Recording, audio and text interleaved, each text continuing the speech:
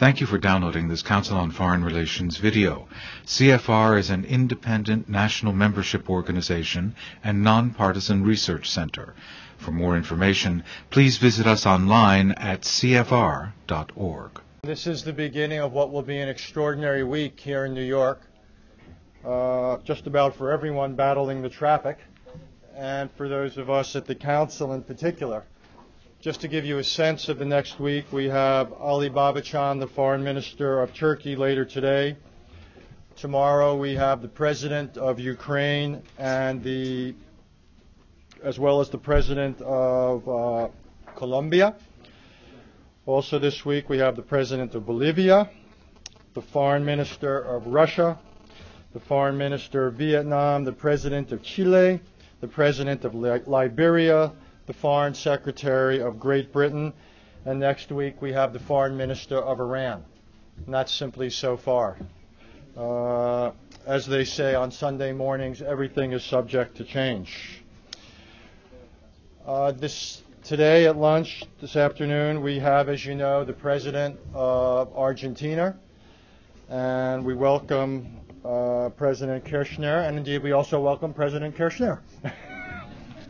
The former president of Argentina. The way it is going to work is the president will speak for a few minutes. We will have a simultaneous translation, I believe. Then she and I will have a conversation for a few minutes, and then we will open the meeting up, as is the tradition at the Council on Foreign Relations, to questions. Let me just say in advance that this meeting is on the record, as you could no doubt tell. The meeting is being webcast for those of people around the world sitting by computers. Let me just ask at the outset, as we always do, that people turn off electronic devices, including in particular telephones, Blackberries, Strawberries, Blueberries, and everything else. If you would please turn them off rather than simply on vibrate, it would be a help.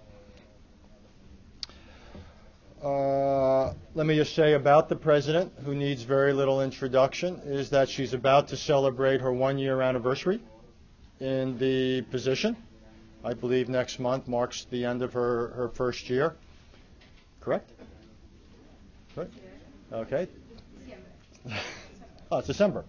And before this, she had a distinguished career in her country's parliament, in several positions, in provincial positions of responsibility, and obviously was the First Lady of her country as well. It's the first time she has been here at the Council on Foreign Relations, and we are delighted to welcome her. So President Kirchner, let me invite you to the microphone, and again, I hope people here welcome you warmly.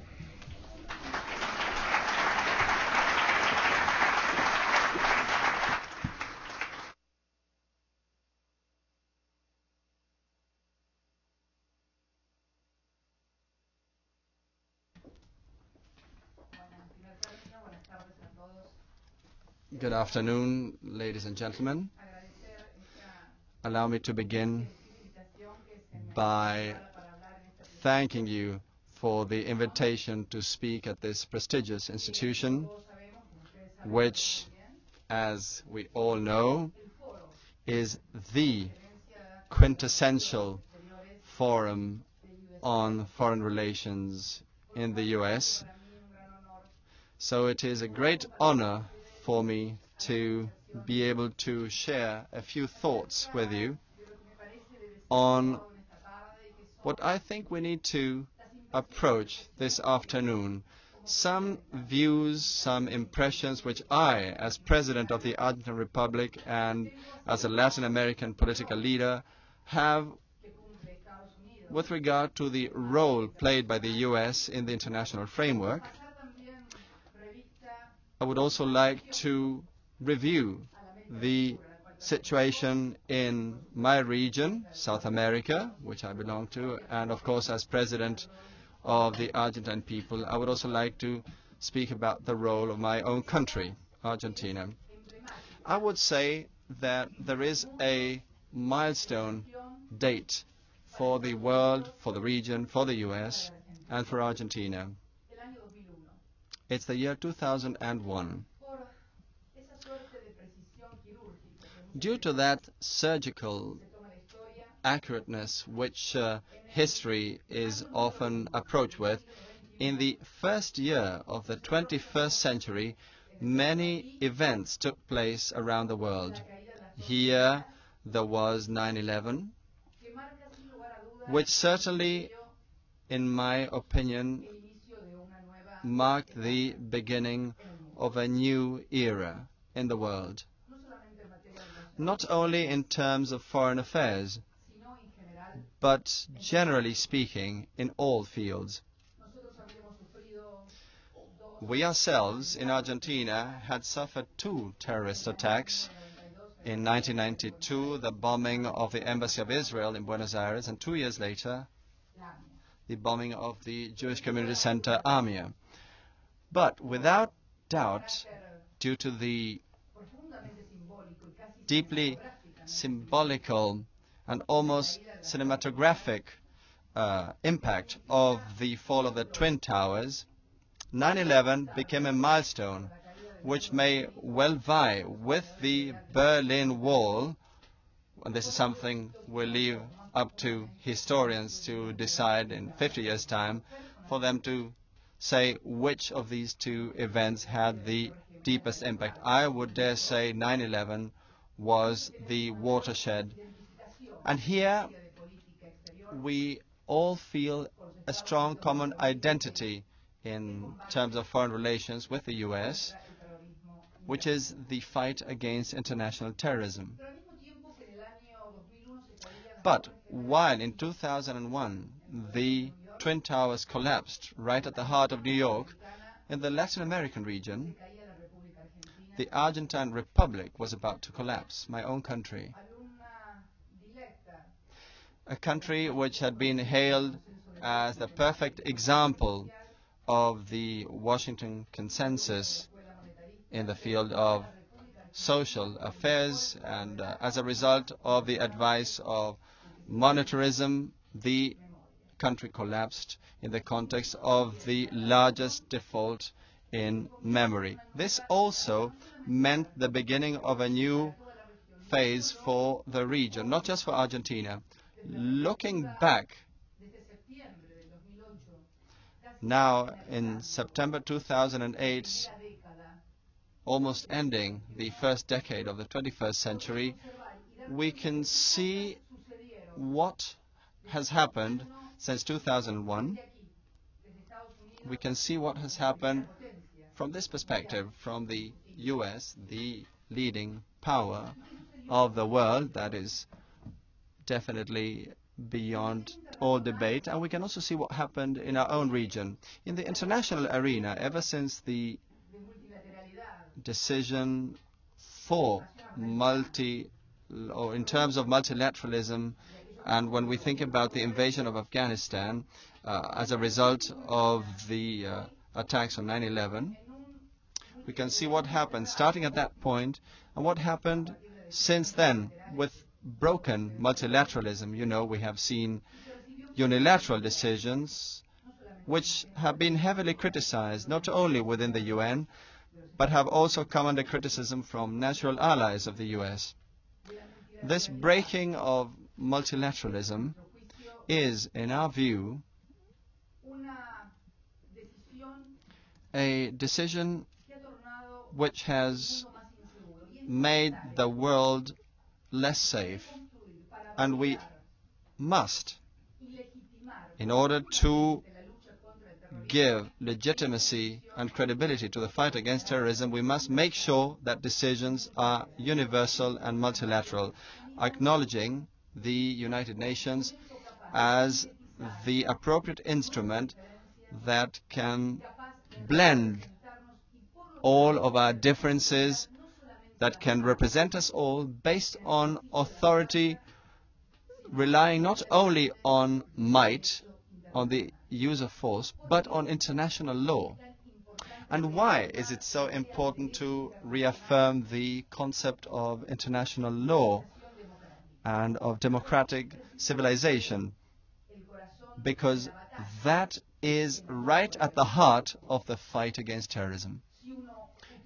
If we use similar instruments to those used by terrorism, in other words, not abiding by international law, we may run the risk of might, of sheer force not being enough. In this fight that is profoundly cultural and political, a fight which we must wage from the democratic world, and we firmly believe that the basic premise must be respect for international humanitarian law and international law as such. That will give us legitimacy in the face of others. Now, what has happened in the region in the meantime? Governments began to emerge in which their leaders, the presidents, began to look more and more like their own peoples, like their constituents. If you look at Evo Morales, President Morales, he looks very much like the vast majority of the Bolivian people. If you look at the face of President Lula, the first trade union leader who became president of the leading Latin American economy, well, he also represents Brazil. And we could continue to look at each of the presidents of our region, and we would notice the profound change that's been taking place in the region ever since the failure of the neoliberal experiments in the region, those monetarist policies. The Argentine Republic, what about our own country then? Well, at home, following that formidable disaster of 2001, as from 2003, a slow reconstruction process began, which was aimed at paying off that major social debt, which had led to unemployment in 2003 reaching 23%. Former President Kirchner, who's joining me today, took office with 22% of the vote. In Argentina, at the time, the unemployment figures were higher than the percentage of vote he got to become president. It may seem a paradox, but it clearly goes to show what situation our country was in at the time. Argentina's debt accounted for 160% of the country's GDP. Poverty levels and extreme poverty levels exceeded, well, for poverty were about 54%, and for extreme poverty the figure was 30%. Foreign currency reserves at the central bank were under $10 billion. After 5 years in office, after 5.5 years in office, our country went from, if our country continued to have the growth figures we've had during the last 5 years, we would be having the most substantial growth period in our entire history. Argentina will be marking its 200th anniversary in 2010. Well, and during the first 5 years, actually in 2007, we had the largest growth figures in Argentina's last 100 years. If we continue to have similar figures during the rest of this year, we could be marking the end or the continuation of our most virtuous circle in our entire history as a country. Now, what other developments have there been in the region? The region which Argentina had withdrawn from, because as a result of the currency board system, this convertibility system, which was a fiction that led us to believe that the Argentine peso had the same value as the US dollar, There was this idea that a legislative fiction could allow Argentina to become part of the first world, in inverted commas. As part of this disaster of 2001, following that period, Argentina decided to go back to its own region and to make a strong bet on integration and on Mercosur, the common market of the South, and the country decided to actually feel part of the region. So how do things now stand? I think for all the difficulties, we can now say that the region is acting in terms of crisis management and of the handling of its foreign relations in quite an exceptional manner. Latin America is rebuilding multilateralism, which is not to say that our countries, South American countries or governments, are all exactly the same or think exactly the same. But we can now display a quality, which is that despite our differences in our historical experiences, our different policies, political affinities and ideologies, we can pursue a multilateral approach to serious conflicts which would have otherwise been impossible to solve, and we can offer appropriate responses in terms of resolution and always abiding by international law. Let me give you some examples. We had two very serious incidents. One was the incident between Colombia and Ecuador, when the Colombian armed forces entered Ecuadorian territory, chasing a FARC leader and killed this leader. Well, this is in the public knowledge. We don't need to go into that. But the fact is that the region really started to have serious crisis signs, and again we seem to be hearing the war drums beating, as had been the case so many other times before in other situations which had led to conflict in a region that had always been red hot. So our countries gathered within the Rio group in the Dominican Republic, and in a true exercise of multilateral politics and of conflict management and coordination of positions, we were able to put back on track the situation which seemed unsolvable, and we were able to arrive at a solution abiding by international law and with OAS intervention. And of late, the situation in Bolivia, which again, in an exercise of multilateralism by UNASUR, all of the presidents of South America, except for President Alan Garcia, who sent his foreign minister since he couldn't attend himself, at an emblematic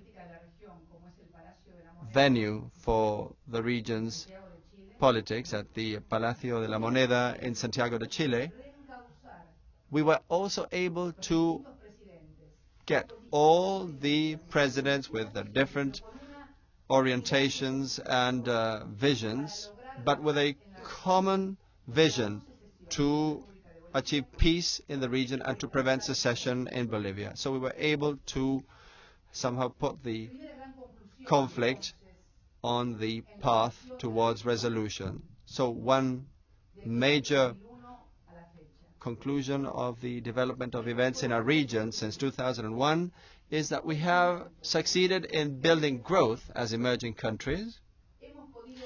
We have been able to improve the quality of life of our constituents, and we have been able to build diplomacy. We have been able to enhance multilateralism so as to help resolve conflict. Finally, my own country, the Argentine Republic, which is part of the Latin American region and an active member, and which has issues it needed to sort out, which had to do with the default in 2001, which led to problems for our country. Again, the close affinities when you think of our common views on the fight against terrorism and the fight against drug trafficking, which unites us with the United States. But the fact remains that since the default of 2001, Argentina had certain problems in its relations with the rest of the world due to the events it had gone through. And how did we tackle the issue of default in Argentina? First, during the year 2004, we proposed a restructuring of the debt, which was accepted by a significant majority of Argentine debt holders, and which successfully led up to the restructuring in 2005. After that came the payment, along with the Republic of Brazil, of the debt we'd had since 1957 to the International Monetary Fund. A qualitative leap in a country which had consistently engaged in successive refinancing and in putting off payment of its commitments, and before 2003 always in a framework of constant indebtedness and administration based on twin deficits, both trade and fiscal balance deficit. The administration which took office in 2003 made debt reduction and twin surplus policies state policies. So we set about thoroughly and painstakingly reducing our debt burden, because we knew that this was a very important problem, not just because a debtor must pay the debts in all contexts, but essentially because this is also a way to boost your relations based on credibility and trust vis-à-vis the rest of the world. The third stage began some days ago in the city of Buenos Aires, when, as President of the Argentine Republic, I announced that we intended to pay our debt to the Paris Club. A debt, ladies and gentlemen, which had a cut-off date of December 10th, 1983. 45% of the Paris Club debt dates back to the period prior to that cut-off date. The first restructuring took place in 1991 and 1992, and well, that was defaulted on along with the rest of the debt in 2001. Today, here, I am giving you the fresh news during this visit to the Council on Foreign Relations. Here and now, I am very excited and optimistic to tell you that we have received in Buenos Aires a proposal from three very important international banks dealing with two basic matters. The first one, the situation of the holdouts, the bondholders who did not enter the debt swap in 2005. And these banks have submitted a very interesting proposal to us to deal with this matter,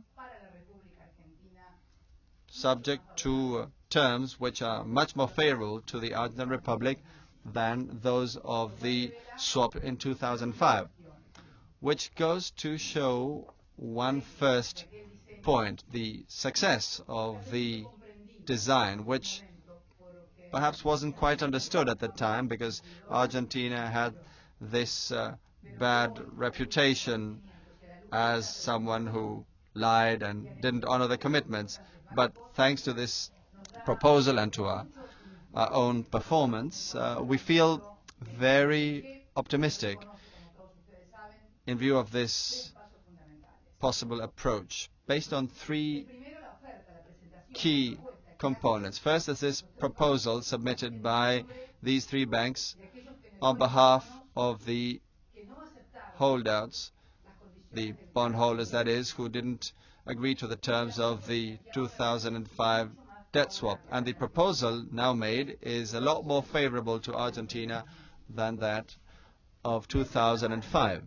And the second part of the proposal made by these three banks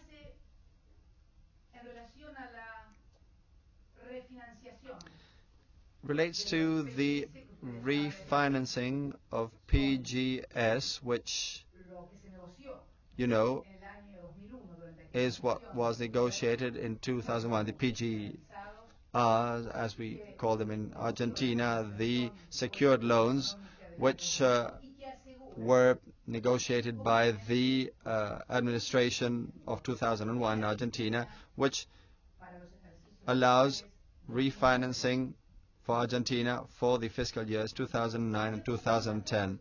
Now, what do these two essential matters actually mean? Well, first, it has to do with the definitive normalization of Argentina in its relations with the rest of the world.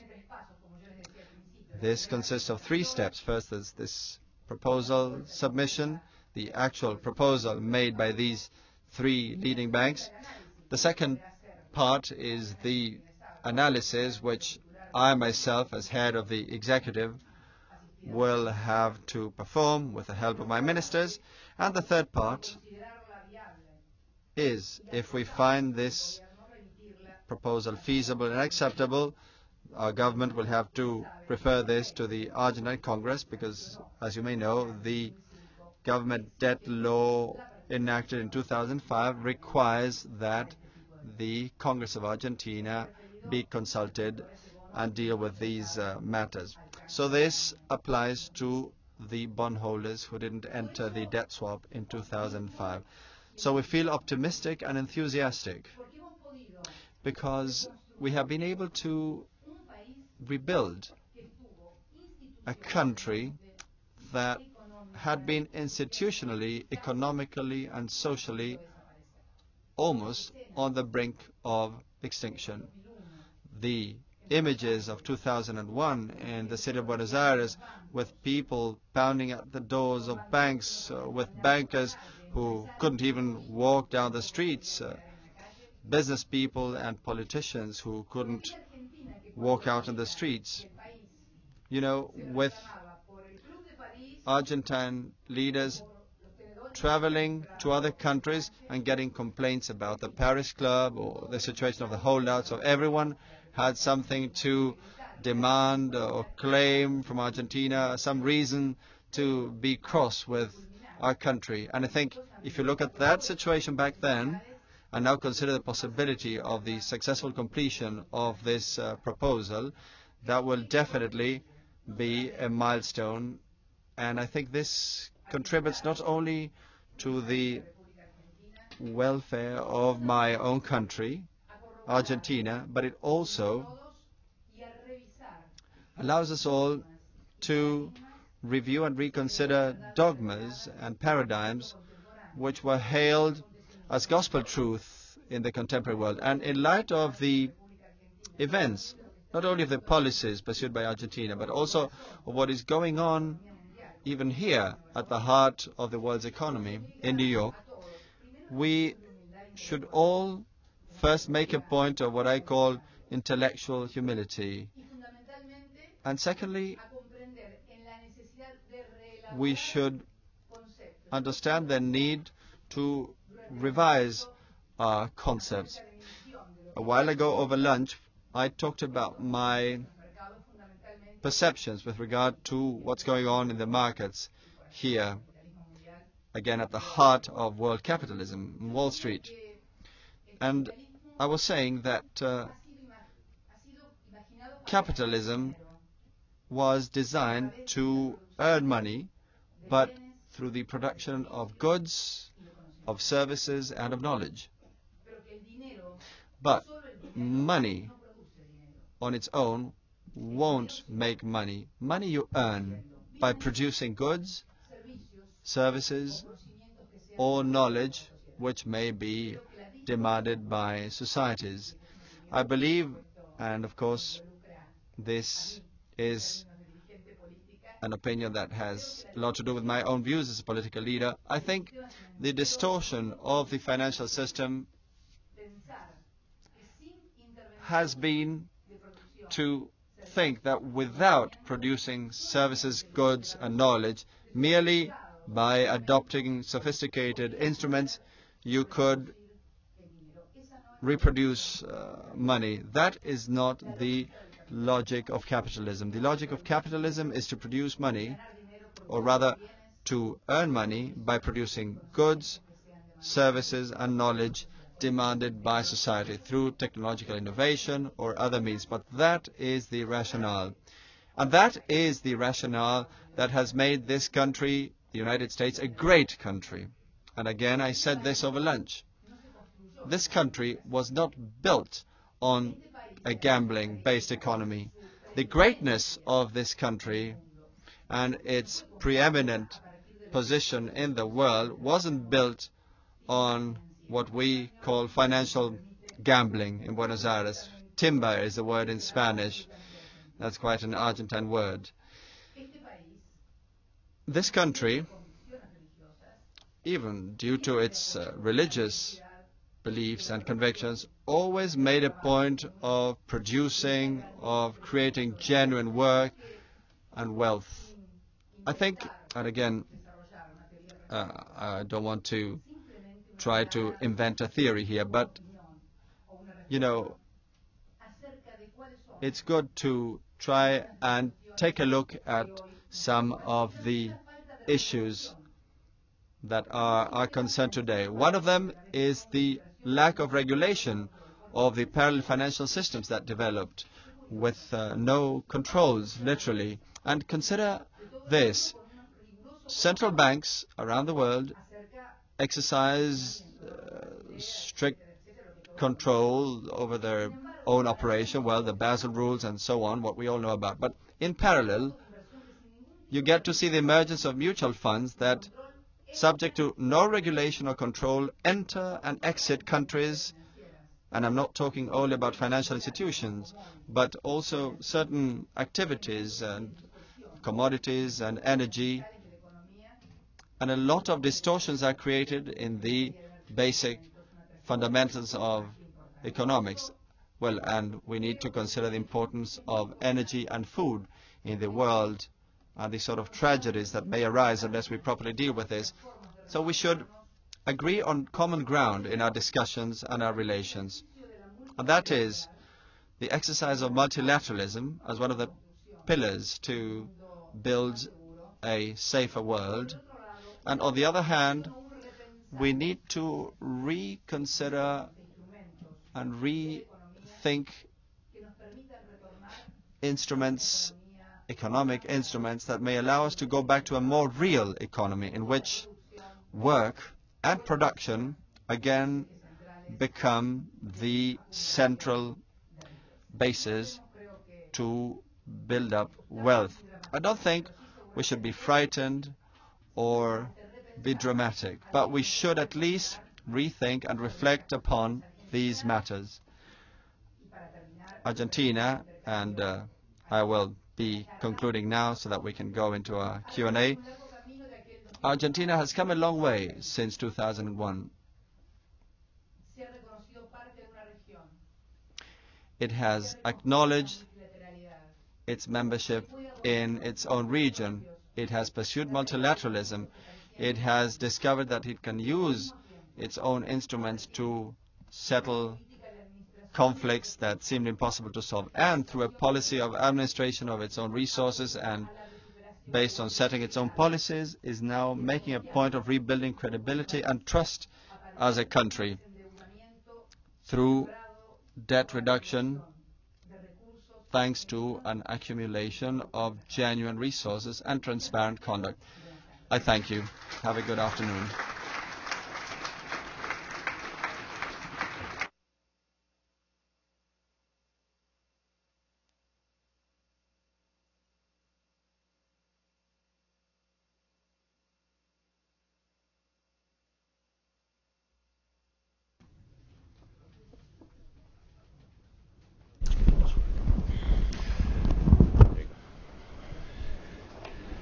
Well, thank you for that thorough and Gracias far-ranging and thoughtful por ese detallado address.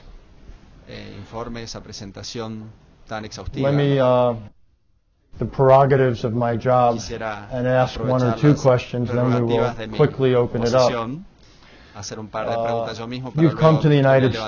States approximately Usted ha venido a los 45 Estados days, give or Unidos take, before an election in unos this country. 45 días antes de las elecciones. If you could advise the next president of the United Si usted States, pudiera what is it you would darle un want to see consejo al in próximo the presidente way de los Estados Unidos, ¿qué le of gustaría ver changes a or usted en continuity términos de cambios o de when it comes continuidades to U.S. policy cuando towards your pensamos en part la of the world? política de los Estados Unidos hacia su región? Seguramente Well, en lo que hace a mi región, esto no significa in que terms yo of our vaya a region, and incluirme please allow me to say I do not intend to en la meddle vida política with interna de los Estados the Unidos. internal political life of the U.S., particularly only a few days away from your election on November the Que 4th. nunca seguí con tanta pasión But I must confess that I was tanto never las this internas excited del to Partido follow Demócrata both como las the del Republicano primaries of the Democrats and Republicans, as well as que both tuvieron lugar. Y no es por conventions. mi carácter hoy de presidente And this de is la not just República because I am Argentina, now president of Argentina, sino porque como but ciudadana del because mundo as a advierto citizen of the la world, importancia I recognize the que tendrá el próximo importance presidente de los Estados the Unidos, new los Estados president Unidos, of the U.S. en un mundo will con las have características in a con las world que tenemos. as ours. ¿Qué esperamos What do a we nivel universal actually expect at the del próximo gobierno universal de los Estados level Unidos? from the next U.S. administration? Reconstrucción de I la would say multilateralidad. a reconstruction of multilateralism, No es solamente which is not to do only with our own convictions, which of course have a lot to do with it too. You know, the fact that we believe that you can give more legitimacy to the fight against terrorism or against drug trafficking, a fight which must be waged by all democratic societies. But also, we think that the decision to pursue unilateral policies, as was the case with this current administration, that has had an impact on the world and has actually had a negative impact on the interests of the U.S. as a country. I would dare say, based on the polls one sees, the image of the U.S. around the world has been negatively affected. And this is something we talked about during our luncheon. puede haber habido las mejores And politics is intenciones. about results. You know, there might have Just been the interrupt on best one of thing. intentions, but politics is about results. Wouldn't Yeah. Argentina Acelerado. wouldn't Argentina act unilaterally if it felt that its national interests required it? Si la Argentina sintiera que sus intereses lo exigen, ¿actuaría unilateralmente? En términos de agresión, In terms of aggression, you mean war? Well, I would dare say respect for international law, observance of international law, in order to accept the rules subscribed to would prevent us from doing that. In fact, we have made a strong contribution for no country in the region to take such stances. Look, if that were my view, I could have justified Ecuador's responding with an aggression to Colombia due to Colombia's invasion of its territory. But my own attitude, the attitude of Argentina, has been at all times to go all the way back to undo that and to prevent the adoption of unilateral measures by Ecuador against Colombia, because there were higher interests in the region which had to do precisely with preserving peace. Preventive action or preventive war is not something we endorse as a measure, and even less so outside the framework of international law. I believe that unilateralism has been bad for the United States, and let me point out the difference between the U.S. invasion of Afghanistan with the consensus of all nations and with the support of all nations, as opposed to the U.S. when dealing with the situation in Iraq, when even some of the allies of the U.S. withdrew their support. I'm not talking about intentions, only about results. Again, in politics you may have the best intentions, but if the results are not good and you are left in isolation, it means that your policies have perhaps not been the best ones. I try to remain as objective as possible. So what do we expect from the U.S. with regard to our own region? Well, first I would say a different look and a different presence in a region. In a way, the United States has distanced itself from our region, and we think that there should be a different position and look at South America. You know, this is something we raised at a meeting of the Americas, I believe, in Monterrey. Back then, it was a time when the situation of emerging countries was not yet the one we now get to see in economic or growth terms. And we even talked about the help of the United States. I actually talked to a representative who's now a senator, a Democrat. He also, can I mention him, or can I say who he was? Or Bob Menendez, I remember I met with him when he was still a representative. He's now a senator. And I remember he was in favor of setting up a Latin America fund to give assistance to the region with a different, more intensive U.S. presence. The governments of the region now reflect the nature of their own peoples. Again, as I was saying earlier, presidents have never been so close to their peoples and have never resembled their people as much. So we would like more presence from the U.S. in our region. And that's what we would expect from your new president. Interesting. I have a lot more questions, but I will show uncharacteristic restraint Pero voy and tratar not de ask them. ejercer mi People moderación have raised their un poco hand común and en try to mí. keep their Vamos questions a short. pedirles que We'll do our levanten las best. manos y hagan sus preguntas breves, por favor. Les pido que se presenten. Gracias. Baldas from Baldas, INSCAP Partners. de INSCAP Partners. Madam President, Señora Presidenta, you made a very strong case for multilateralism. usted abogó I think mucho many of us por here el multilateralismo subscribe to y it. creo que I'd be muchos de nosotros interested in your estamos a favor del views multilateralismo. Me about interesaría the saber cuáles son sus working perspectivas the sobre United Nations, el funcionamiento the heart of de our las multilateral Naciones framework, Unidas, el which seems to be núcleo del quite marco broken, multilateral, que parece estar oftentimes in bastante half manners when we roto see de alguna what played manera. out in the Muchas Balkans veces recently. esto es lo que Would podemos ver appreciate cuando your vemos las thoughts cosas que han on how pasado we en la fix región de the los Balcanes. Nos Thanks. gustaría saber qué opina usted sobre cómo podemos arreglar, reparar las Naciones Unidas. If we do get around to Security Council Y si reform, does llegamos al tema de Argentina la believe reforma it del Consejo deserves de a seat on the Seguridad, sería Security interesante Council? saber si la Argentina piensa que se merece un lugar en el Consejo de Seguridad. Bueno, este es un tema, Well, el tema de la reformulación de los organismos you know, the multilaterales. reform of multilateral organizations, whether multilateral lending agencies or the UN itself, has been a recurrent topic for Argentina, and this is something we've mentioned at all UN addresses ever since 2003. I think we need to recreate the core, the heart of the Security Council, primarily because the Security Council was created in light of the Charter of San Francisco in a post-war world in which there was bipolarity. This tension between the US and the Soviet Union, which was the hallmark of the whole second half of the 20th century, right up to the fall of the Berlin Wall,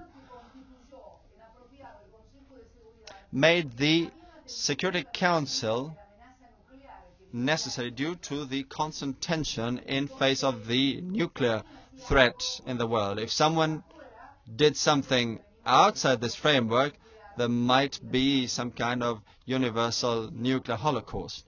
And that tension, which was always played out within the Security Council with the veto right, enabled more or less acceptable functioning of the body during the second half of the 20th century. Now, what is the problem?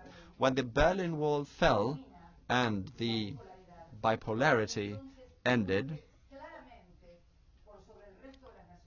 with the U.S. clearly rising above the rest of the world as the leading economic, scientific power, also in terms of its weapons and technology, becoming the absolute number one world power, that created an imbalance which can no longer be processed within the Security Council, and this is why unilateral policies arise. You can exercise force unilaterally when there's no other force to counteract and resist you enough. This is a principle of physics, but which must also apply to politics. In other words, American unilateralism is a result of its own repositioning as the one and only world power. But therein lies as well the problem of a possible weakening of someone who is too strong, although this may sound like a contradiction. This is why, in my own view, it is necessary to re-engineer the UN and essentially the Security Council. If I were to have the formula as to what the right Security Council would be to guarantee the balance, perhaps I might be the President of the US and not the other candidates, because that would be finding the way to achieve balance in the 21st century, as was the case with the Security Council to create balance in a highly conflictual world after the Second World War. But the fact that we need to tackle Security Council reform, that we need to give participation opportunities to the new regional players is out of the question. We must do that, but we should also bear in mind that this breakage of bipolarity and the emergence of this undisputed power that made the current Security Council no longer as adequate. Now, knowing that that is a problem doesn't mean that we have a solution, but it's certainly a big step towards finding a solution as part of an open debate and discussion among all countries. Probably got time for yes, ma'am, all the way in the back. Sí, la señora es atrás. Thank you, President Kirchner. Peggy Hicks from Human Rights Watch. Argentina was recently elected to the UN Human Rights Council, a body that's been extremely ineffective in holding human rights abusers to account, in part because of the ability of abusers to say that initiatives are directed from the north. Will Argentina be a voice for Southern leadership within the Council on ongoing crises like those in Georgia, Somalia, and Zimbabwe currently? Conflictos como los que tenemos en Somalia, en Zimbabue, en Nigeria actualmente.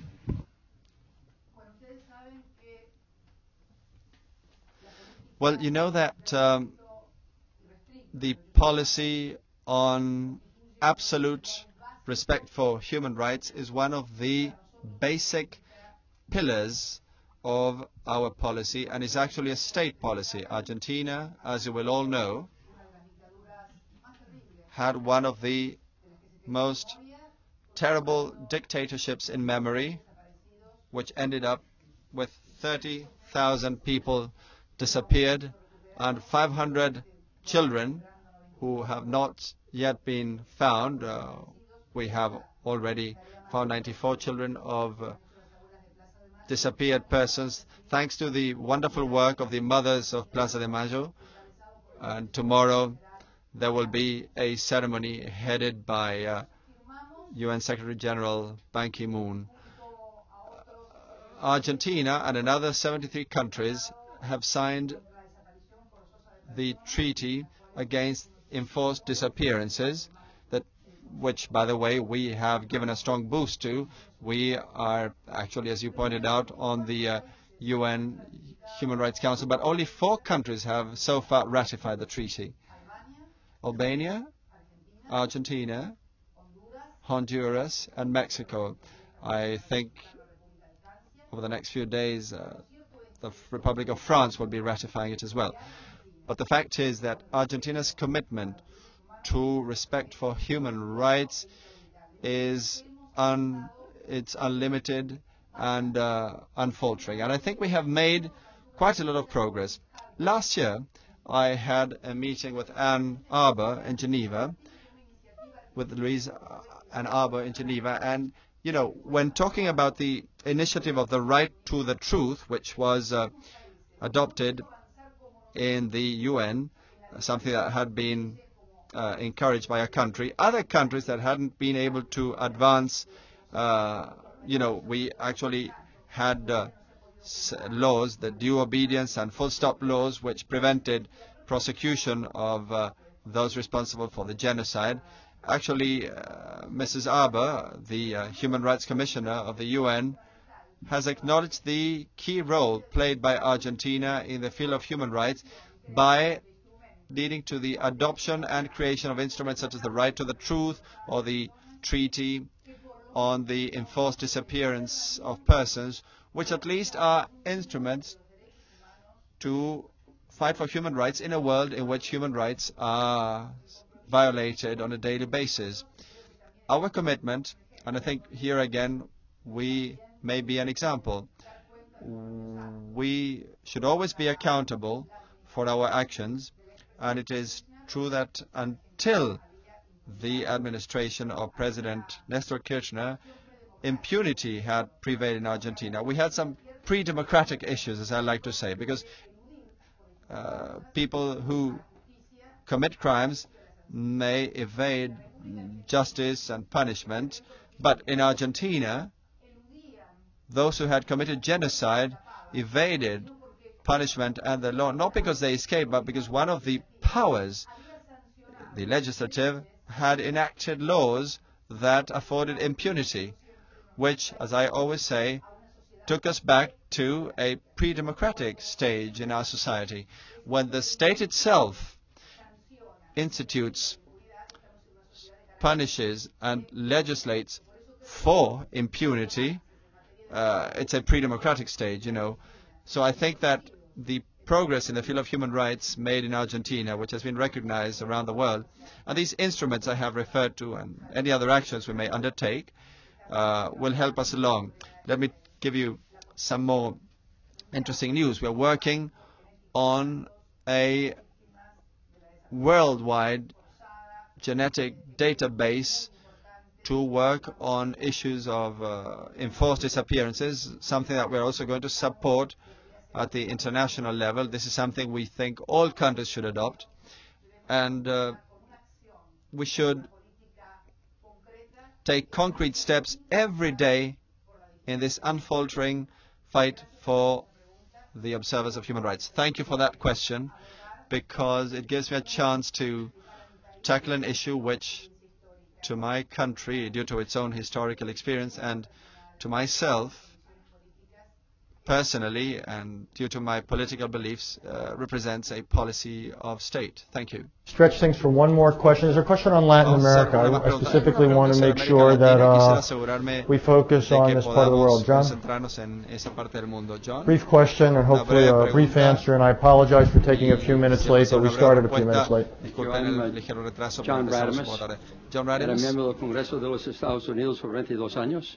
A member of the U.S. Congress for 22 years, and then president of New York University. I made a trip En to 1961 Buenos Aires viajé a Buenos Aires as a member of Congress to look at the state como of diputado universities para ver in la situación de las Argentina. And I've universidades left with your en assistant Argentina. a copy of the Y report. le Can dejé you a su asistente comment una copia on del the- informe. ¿Usted podría hacer I un was not a senator, I comentario? was a congressman. No era senador en esa época, era diputado. Can you comment on the state of universities in Comentar sobre Argentina la situación de las today? universidades And en la Argentina say en la actualidad, anything about the y possibility decir of algo developing relationships sobre with la posibilidad de universities in the desarrollar United States? vínculos con las universidades de los Estados Unidos?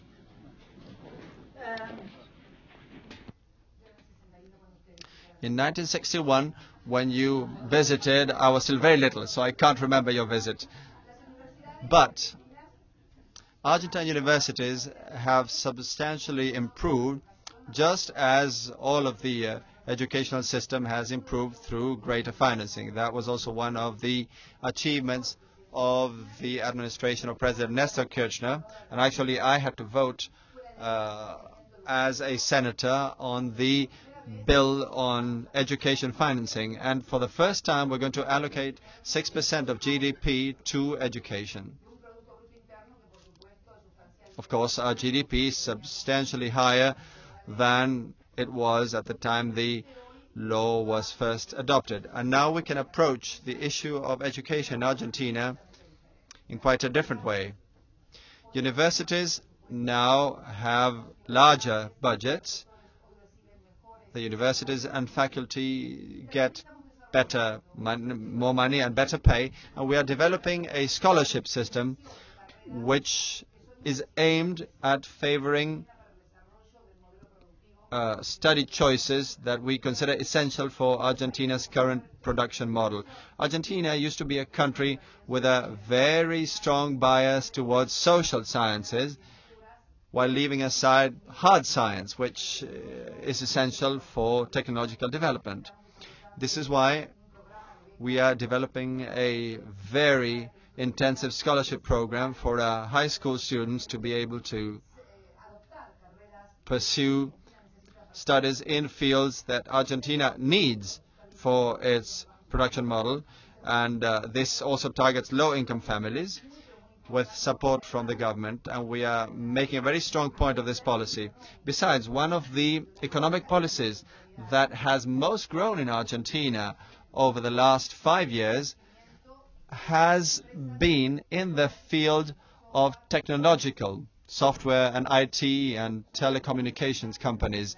Those are the companies with the largest number of birth rates, and they have grown exponentially. Why is this so? Because our country stands out in Latin America due to its highly qualified human resources. We are the only Latin American country to have 3 Nobel Prize winners in scientific fields. You can check other Latin American countries, and you may find Nobel Prizes for literature, but not for medicine or biology or what we call the strictly scientific world. You know, the public, free, universal education system since the end of the 19th century and the upward social mobility typical of this very substantial middle class places us in a very interesting position in Latin America in terms of the education of our human resources. Well, I want to thank President Cristina Fernandez de Kirchner for getting us off to such an interesting start this week. And one of the first women presidents we've ever been able to welcome at the Council on Foreign Relations. So thank you very much. Thank you for watching this Council on Foreign Relations video. For additional audio, video, and transcripts of CFR meetings, as well as expert analysis of international news, please visit us online at cfr.org.